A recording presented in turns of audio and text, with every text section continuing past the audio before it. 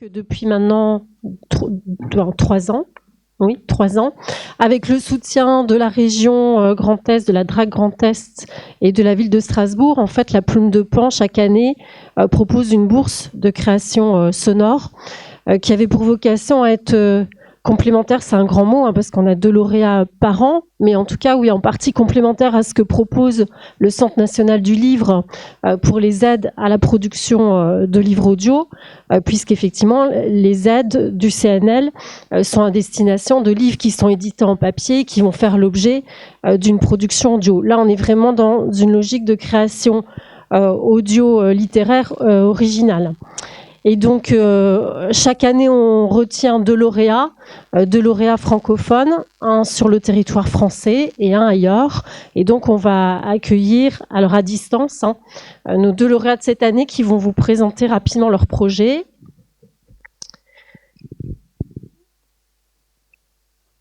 Alors, je crois qu'on en a perdu en passage. Alors, accès.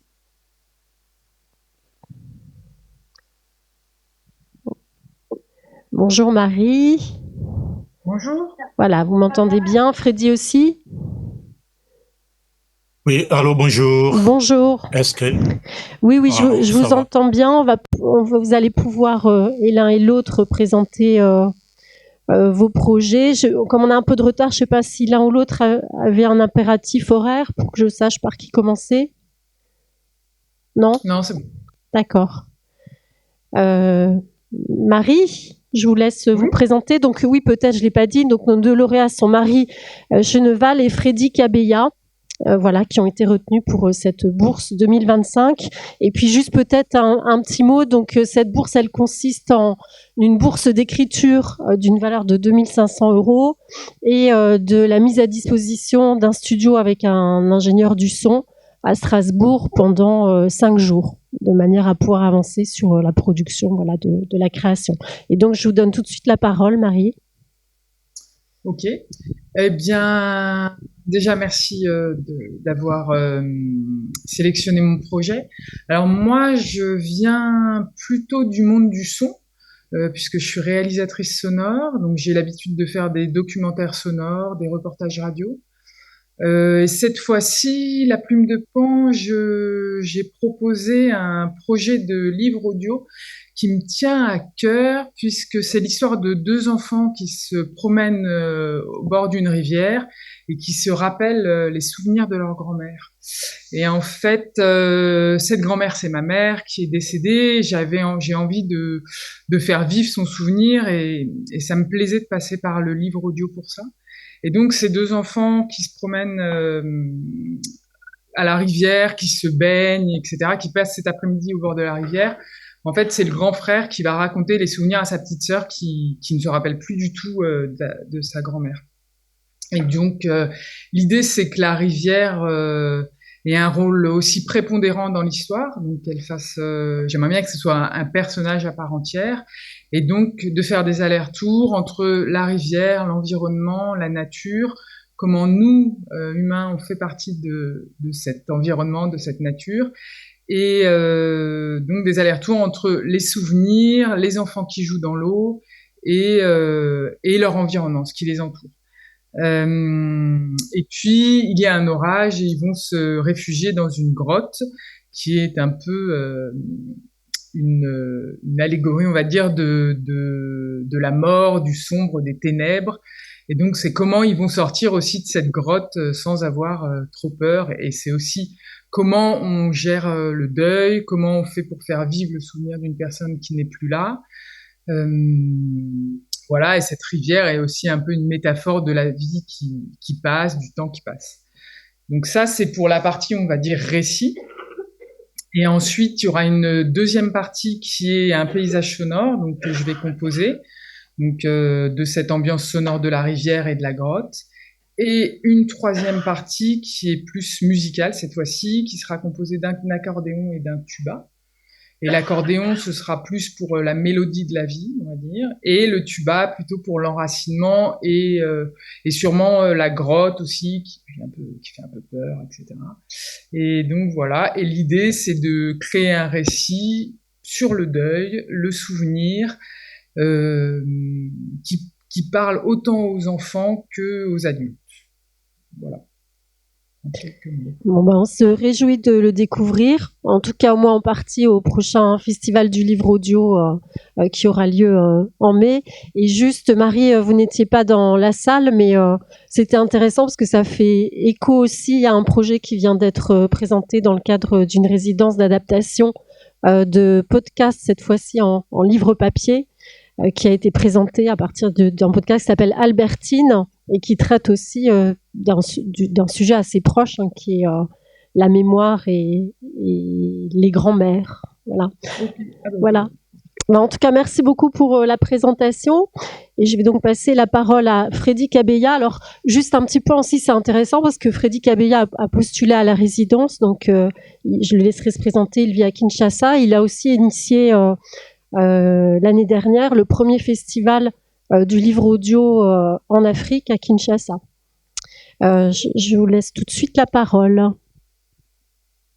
Merci Cécile, merci Marie Chenval. Je crois que je suis content de faire en même temps aussi ta connaissance. Mon projet que j'avais introduit à Prime Dépense, c'était un projet intitulé Terre bleue, le bleu faisant référence au minerai de cobalt. Comme nous le savons, dans l'espace occidental, États-Unis, Amérique, Europe, même Asie, il y a un deadline, je crois, aux alentours de 2035. On ne va plus utiliser les carburants fossiles, pétrole, gaz, ainsi de suite. Donc, tous les moteurs vont virer à l'énergie propre, comme on dit. Et les métals clés pour cette transition énergétique, c'est le cobalt.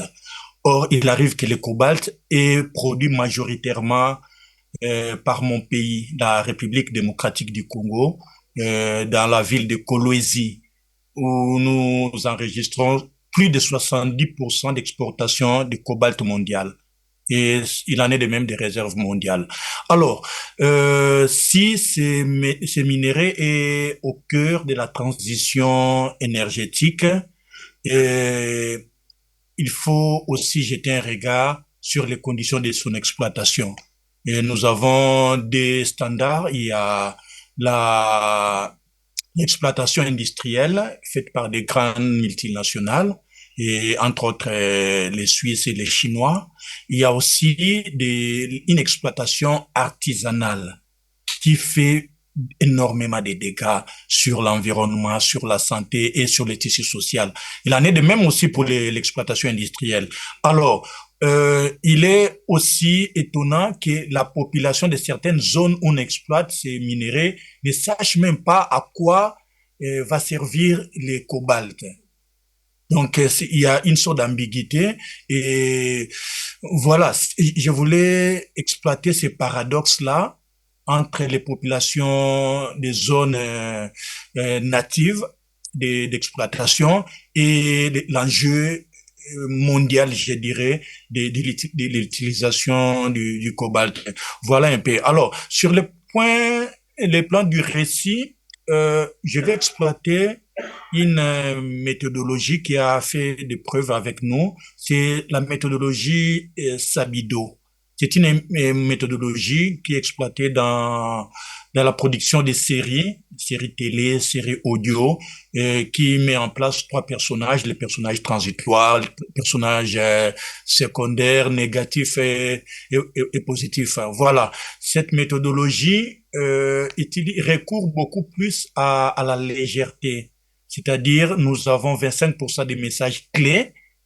Pour notre cas, ça sera l'exploitation minière, ses enjeux, et nous utiliserons beaucoup plus de l'humour, de la légèreté pour essayer d'accrocher le public, de sorte que d'épisode en épisode, le public soit en accroche. Alors, pour notre cas, la construction de notre récit aura aussi, je dirais, deux cibles, deux publics cibles. D'abord, il y a le public du peuple libre, du monde libre, hein, qui utilise les smartphones, les véhicules électriques, les ordinateurs avec le cobalt intégré, et pour qu'ils soient un peu conscients des enjeux de l'exploitation de ces cobalts-là dans les zones où il est exploité. En même temps, je voudrais vraiment que les récits que nous sommes en train de produire puissent interpeller, sensibiliser les communautés locales où les minerais est exploité,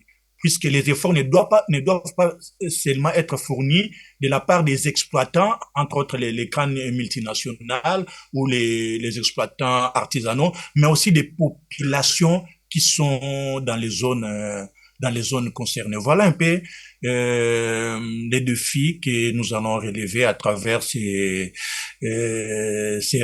récits terre bleue que nous allons présenter, comme l'a dit Cécile, et que nous serons très flattés être alignés lors du salon du livre audio et du podcast du mai prochain. Voilà en quelques lignes mon projet en quelque sorte. Merci beaucoup Freddy, et puis on espère pouvoir vous accueillir l'année prochaine pour les rencontres francophones du livre audio, qu'on organise maintenant tous les 2 ans en présentiel, donc qui a eu lieu, les rencontres ont lieu en ligne il y a 10 jours et on se retrouvera en 2026. Merci beaucoup à tous les deux et merci à tous.